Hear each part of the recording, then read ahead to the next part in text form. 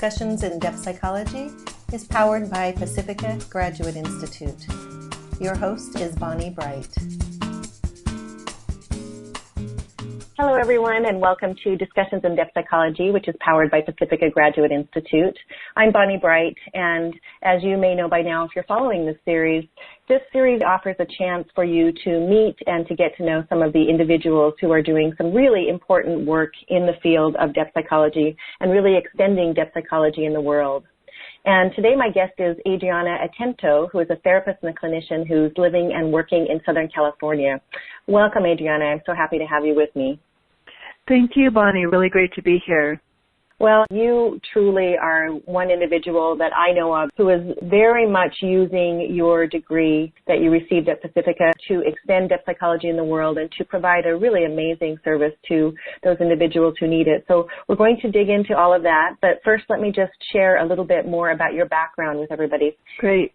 So Adriana began working in the mental health field back in 2001, and she was in the Kapiolani Child Protection Center in Kona, Hawaii, where she worked to protect children from physical, emotional, and sexual abuse. So doing some really important work there. And then after 4 years, Adriana returned to school to do her master's degree in counseling psychology, and that was, of course, at Pacifica Graduate Institute. And as we know, the education that Adriana received at Pacifica was and continues to be, of course, very rooted in depth psychology, and that is the focus on the unconscious mind and also many of the other facets of what it is that actually makes us human.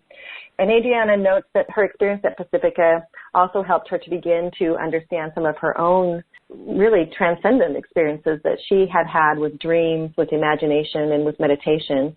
And so I'm hoping that we can get into some of that today when we talk, Adriana. And then since graduating from Pacifica in 2008, she has worked really with teenage youth as a behavioral health specialist, and that was in a public high school in Hawaii. She's also worked with adults who were molested as children in California, with adults and children in individual therapy in California, with schizophrenic and bipolar adults in both California and Hawaii, and of course also with couples, families, and children in couples and families therapy. And Adriana has also fulfilled some academic positions in the field of psychology, such as being a thesis advisor at Pacifica and also an instructor of Psychology 101 for the Young Adults College of Performing Arts. So a lot of background here in psychology. You've been back and forth, Adriana, I know a lot between California and Hawaii. As I mentioned, you're currently living in California, and you've also started a really exciting initiative there, which is the Ventura Community Counseling Center. So we'll be talking some more about that. But why don't we start by maybe hearing a little bit about what it was that led you to depth psychology? Because, of course, many psychologists or many people who have a background in the mental health sciences and services don't necessarily take that depth psychological perspective or are not necessarily even drawn to it to begin with. Sure, and I'm recognizing that although in my mind I think of beginning in the field of psychology, or at least in the type of psychology that I'm doing now, really when I started at Pacifica, but as I hear you share some of my history, I recognize that I actually started in psychology even before I got my degree. But while I was working for Kapiolani Child Protection Center, I was doing a lot of writing. And at the time, I thought I was going to be a writer, that was sort of my chosen profession, and I was actually teaching some writing classes and hosting events where groups of people would come together and just write for an hour and just, enjoy the experience of writing. So I was very deep into writing at the time, and simultaneously I was also meditating and practicing, having spiritual practice on a pretty consistent basis. And I think the combination of the two really began to open my mind and open my heart in ways that were unexpected for me. And I had a unique experience in the spring of 2004 where I began to, a friend of mine and I were meeting at 7 a.m. and we were writing for an hour before each of us went off to work. And at the time we were both sort of excited, okay, we're going to write a book together. And so we were giving ourselves the time to just journal and write freely for an hour. And in that hour, early in the morning, and we were writing by the ocean, in the free writing that happened, there was a flow, an abundance of images that felt very potent. And they were images that were, some of them were familiar to me in the sense that they had a personal reflection of some kind, but there were also images that were bigger, powerful. For instance, an image of the earth, and in the images, not only was it visual, but there was a cognition that came along with the images as well. So it was a full experience. So there was kind of a knowing beyond the logical thinking or rational thinking. So these images were very full and very meaningful and multi-layered for me. And so because of that experience, I recognized that, wow, there was really something powerful with the imagination. And it was also at that time where I recognized that although I wanted to be a writer, or at least that was the idea in my mind, a lot of my writing was often very self-reflective. It was often a way of examining myself, examining the mind, and really getting to know myself. And so because of the experiences with the imagination and my recognition that a lot of my writing was a form of self-inquiry, I was drawn to begin to look at psychology and especially the imagination. And I was a couple of days later in a bookstore and I found a book, Joan Chodorow. She was the editor of this book called Young on Active Imagination. And this book seemed to explain or had a lot of meaningful explanations of the experience that I had just had with the imagination. So after having read that book, I started deepening into my reading of Jung, and one thing led to another, and I finally ended up at Pacifica. And Pacifica also, in addition to reading Jung, being a student there also helped to give meaning, but also helped me to integrate and help me to sort of narrate my experience in a little bit more of a logical way. I mean, at the time that experience was so full and rich that words couldn't quite grasp the experience that I had had. So going to Pacifica really gave me a better understanding of the mind, and also Pacifica introduced me to scholars that had also had a really deep relationship with the mind, and it deepened me. So I guess the short answer is that it really deepened me, and recognizing that, wow, you know, there's so much more to my life and the inner experience than I thought prior to 2004. So I guess that's sort of the beginning, and that's what led me to depth psychology. I was never intending to go into psychology or to be a therapist or any of that, but it was through this very remarkable experience that I landed here. Well, I love that, because I think probably a lot of people who are listening to this can relate on some level to that story, because it's kind of mysterious what it is that draws people to Pacifica and the ways that it kind of shows up on our doorstep on some level, I guess. And I'm really struck also by the idea that you came across this book by Joan Chodorow. And, you know, I have this book on my shelf too, and it also appeared to me at a point in my life when it was really meaningful. However, I have to say, I was already aware of depth psychology and had begun my own studies in it by the time it came across my own desk. And so it probably did not have that same kind of impact. But I'm really interested in the fact that in your bio, I alluded to this, and it's a word that you used. You had mentioned the word transcendent, and you had use that in the context of these experiences that you had been having. And I know this one that you mentioned about having the earth image appear to you and the related experiential aspect of that. Do you feel like you have had a series of those kinds of experiences that really opened you up in a certain way, but as you said, you didn't have the context to really describe it or even to know exactly what it was happening? Do you think that those kinds of experiences are more common than maybe many of us really think about or notice on a daily basis? Have you noticed those kinds of experiences in your colleagues, both at Pacifica or in your current work situation or even with clients as you begin to work with them or have been working with them? Wow, that's a really great question. I do think that transcendent experiences are more common than we think, although I do think that there is a certain receptivity, or at least that we've had some experience that opens the door to believing or allowing them to take place.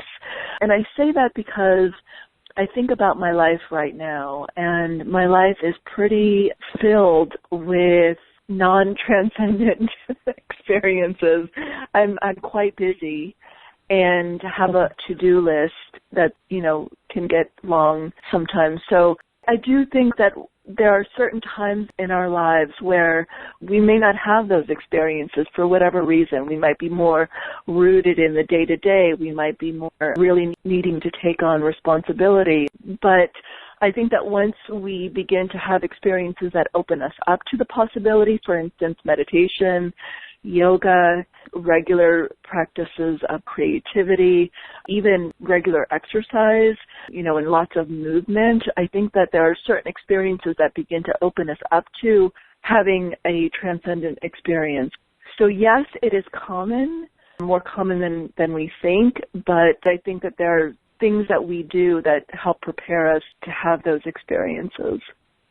Mm-hmm. Yeah, and I wonder, too, how much of it is synchronicity, or maybe some people would use the word grace for that. When I look back at some of the most profound of those kinds of experiences that I have had in my own life, I realize, a handful of them are probably big enough that I could reflect on them for the rest of my life, and maybe if I never had another transcendent experience like that, it would be more than enough, if you know what I mean. And I think even Jung made some reference to that because of all of his work with the Red Book during that time in his life, and of course he worked on that for many, many years, almost 2 decades, and really it took over his whole life, I think, in so many ways. But he has also said that sometimes the material that you have, even from one dream, and these are my words, not his, but sometimes the material that appears to you in just one experience can be really enough to feed you and to enrich you for the rest of your life. So I can relate to what you're saying about sometimes going through stages or periods in my own life where I'm so busy that I just am not focused on those transcendent experiences. And yet, on the other hand, I guess I have to also qualify that by saying when those want to come through, they will come through. So I think you just have to trust that the timing is right or not right. And in some ways, they are sort of an initiatory process, I think, because they are ushering us into a different way of being or a different way of thinking in our lives. Absolutely. For me, I think what started those experiences was because of my regular practice of meditation, as well as being so open creatively. I was writing every morning, free writing every morning. And so those two combined really helped prepare my mind to be able to have such an opening. And you're right, as I'm thinking about my life now, even though it's very rooted in the to-do list, you're right, there are moments of opening where I might have an insight, or I might have maybe even an intuition about what's going to happen later or things like that. So yes, they come through nonetheless. But even that, I think, because we already, and I include you in this because of what you just shared, both of us already have a relationship with a deeper part of our minds. But prior to beginning a meditation practice, I had no idea that there was a world outside of the world that we exist in day to day. So yeah, I've cultivated it over the years, and so I think those things do come through now, but because of the work that I've done, the meditation, the creativity, et cetera. Yeah, it's very true. I'm really glad that you're actually articulating that. And I think it's important because anybody who's listening to this, I suspect that probably a lot of people will actually be aware of that kind of other world, as you mentioned. However, your story and my story are very similar. And in fact, in my case, it was yoga. I left a corporate job and started doing yoga just to try something new. And I think that this really just created some space in my life that had not been there before, that allowed then some new things to come in. So I think people who are longing for that kind of, longing for any kind of an experience that might actually help bring about change in one's life probably can do something to a certain extent by just creating that space or making some small change in their life that would allow something new to come in. It's like you said with the writing. I'm sure it wasn't necessarily easy to get up early every morning and do the writing, and that's a real discipline. But there are these opportunities that we can create for ourselves, I think, that allow us to then be in a position where this kind of transition or transformation can really start to find a way in. And so I'm really conscious of that a lot of the time in my own life. And when I do get really busy, as you're referring to, and as I often feel, I realize that I still do have a say in that, and that there's a way to actually begin to make space to allow us to come back into, I think, some kind of connection with what's there, with that relationship with mind, as you're speaking about. Absolutely. And sometimes it's even just getting into a certain state. For instance, just sitting down, breathing, and doing something that's going to relax the body and relax the mind. Well, I guess some sort of meditation, really. And even 10, 15, 20 minutes of that can really begin to open up the mind where it's more receptive to intuition, to other facets of our experience that normally doesn't come in because we're so focused on responsibility, routine, chores, whatever. Yeah, it's very true. Well, and now, shifting gears just a little bit, obviously you've taken that experience and those insights and understanding and, of course, your degree in counseling through Pacifica, and you have now moved into a new phase in your life where you're able to bring these kinds of insights to clients and people who are looking for help or maybe just seeking to create some of that exact kind of transformation in their own lives. You've done this primarily through this new venture called Ventura Community Counseling. What on earth prompted you to open up a counseling center in place of just maybe going into private practice or taking some other kind of track? So Ventura Community Counseling, myself and 4 other women started a nonprofit, and all of us are healers in some shape or form. I am the only one in depth psychology, but one of the women on our board is a creativity coach, and she uses creativity as a means to really tend to the soul. Another woman, a beautiful, deep, incredibly sacred, wise woman on our board, uses the voice and sound as a way to tend the soul. We have some wonderful women on our board. And so we decided that a way to help bring service to the world on a more daily basis and really support the growth of the nonprofit as well would be to bring depth psychology into the world. And because it's a love of mine, and it would be a way to serve the community that I'm in, we decided to go for it. So I'm just incredibly thrilled and incredibly excited about how far we've come in such a short amount of time. We began to prepare to open VCC about a year ago. It was in March that we actually found a center and furnished it and, had a counseling office. And then we finally had our first client in June. And that's what kicked us off. And since then, we have been growing in terms of our clients and also in terms of our clinicians, the number of therapists that work at VCC. Not all of our therapists have a depth psychological background. However, we do have a depth psychological clinical supervisor. So all of the MST interns meet with the clinical supervisor and receive clinical guidance from a depth psychological perspective. So we're growing. I see VCC growing in the way that we serve the community. Because we are a nonprofit, one thing that I'd really like to do in 2017 is to be able to offer free counseling or low-cost counseling by getting a grant to be able to do that, to really serve our community, and to have that service be depth psychological, to bring depth psychology to the community and to have individuals really experience that. So that's a little bit about how we started and where we're at now. Well, it's really inspiring, Adriana, because I see that this has moved from an idea or an inspiration or something that was planted as a seed probably in you a long time ago, even in your own process, and has now somehow just managed to start to come to fruition and take form in the world. And it's really exciting to see that it is a place now, a destination that people can go when they do want to seek that kind of help.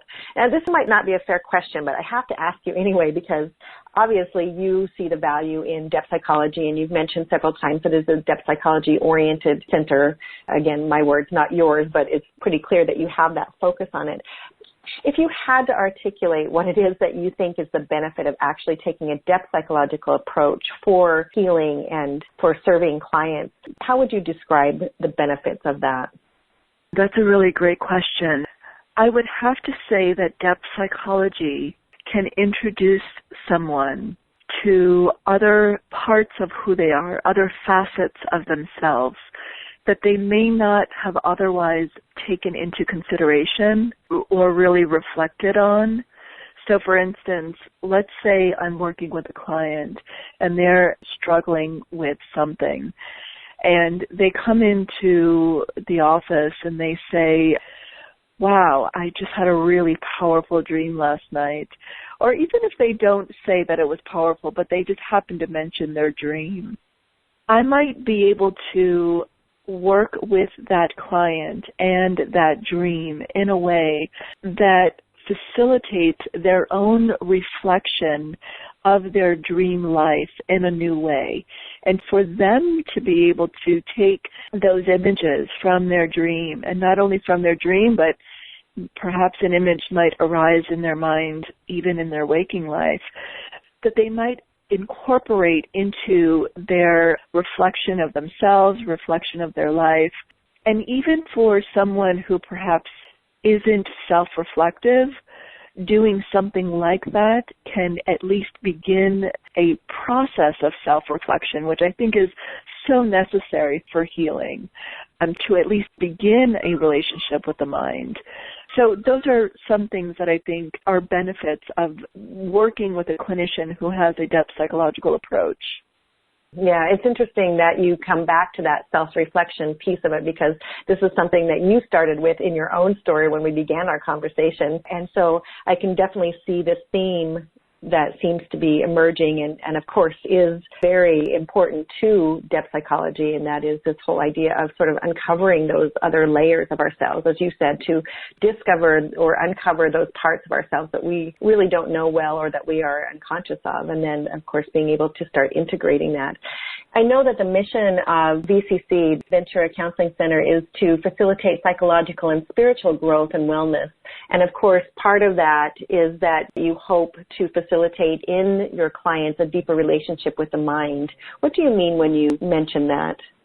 That's a really great question. So I think that having a deeper relationship with the mind will be different for each person who walks into our office.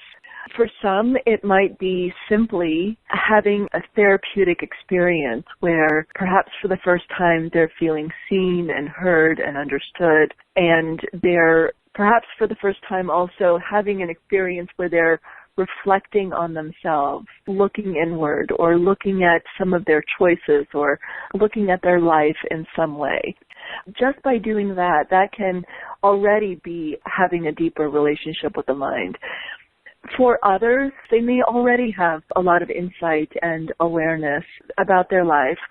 And I think that any kind of inner reflection, any kind of relationship that we are forming and deepening with this experience of being human, whether it is an experience in the body, becoming more familiar and developing a deeper relationship with the experiences in the body or in the dream life, or even noticing patterns in our life. I think that having a deep relationship with the mind helps us to be healthier people, because it is through having a deeper relationship with the mind that we're able to, one, become more self-aware, and two, to recognize that we are much more than we think we are. When we deepen into ourselves, we begin to have, like we were talking earlier, those transcendental experiences. And so we step into a much bigger, wider, more loving, hopefully, world when we begin to go inward and have a deeper relationship with ourselves. So I'm always struck by and moved by a quote, which I'm going to paraphrase. I don't think I know it word for word, but it's by Jung, and he wrote that the fate of the world hangs by a string, and that is the psyche of man. And, so having a deeper relationship with the mind gives us the opportunity to get to know who we are and get to know who we are in the world in relationship with nature, with other human beings, with our families, with our friends, etc. And we can make different choices. We can live it differently. We can recognize what's important to us and what's not. We can prioritize things in our life. So I really think that having a deeper relationship with the mind is incredibly, incredibly important, especially for where we are at this time in the human species. Yeah, and our cultural evolution, such as it is, and all of the things that we know are challenging us about the world that we live in and have created for ourselves in particular.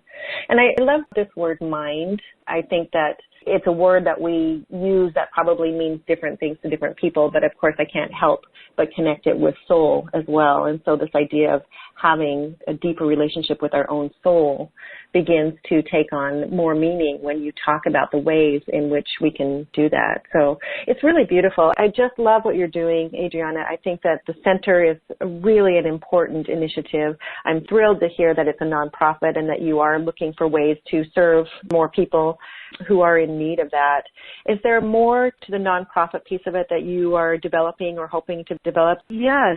So in addition to depth psychology, I would really love to do more work with inviting men and women into a spiritual practice that was so potent for me when I was practicing meditation and writing. Right now I don't do both on a regular basis, but I do meditate in the morning. But what was really powerful for me, as I shared earlier, was this combination of writing and creativity and how it really opened my psyche in a way that was incredibly transformational, but it also led me to what I feel is living with purpose, living my soul's expression.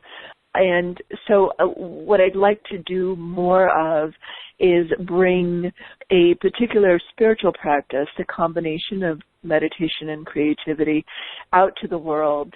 And I'm going to be doing a lot of planning for that in the first half of 2017, and then hopefully teaching again. I was doing a lot of teaching a few years ago, but I'd like to offer that again via the nonprofit. And there are other programs that our other board members are interested in bringing to the world as well. So what I see coming soon is offering more opportunities for really spiritual practice, whether it's creativity or using the voice or meditation, but really supporting spiritual practice in those that we serve. It's so inspiring. I'm just so excited about the work that you're doing, Adriana. It's really wonderful.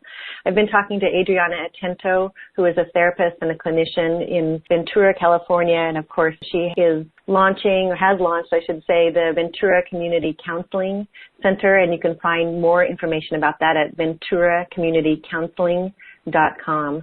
Adriana, thank you so much for spending some time with me today. Thank you. I really enjoyed it.